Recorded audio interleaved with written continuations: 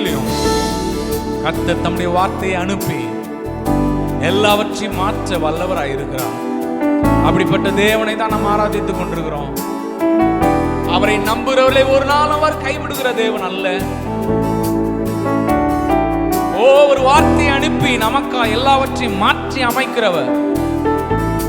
எத்தனை பேர் ஆண்டவரை பார்த்து சொல்வீங்க? அன்னைக்கு சீசர்கள் படகுலே பிரயாணம் பண்ணும் பொழுது கொந்தளித்து போன கடலின் நடுவில் என்ன செய்வதுன்னு தெரியாத அந்த சூழ்நிலை கர்த்தர் இடைப்பட்டு ஒரு அமைதியை உண்டுபடுத்தினார். நான் சொன்னேன், இன்னைக்கு போராட்டத்தோடு இந்த ஆராதனை நீங்க பார்த்து கொண்டிருக்கிறீன்னு சொன்னா, இந்த ஆராதனை பங்கு பெறுகிறீன்னு என்று சொன்னா, நான் சொல்லுகிறேன், கர்த்தர் எல்லா இரைச்சல்களை ஆண்டவர் அமைதியாக்குகிறவர். he can calm the storm. Hallelujah.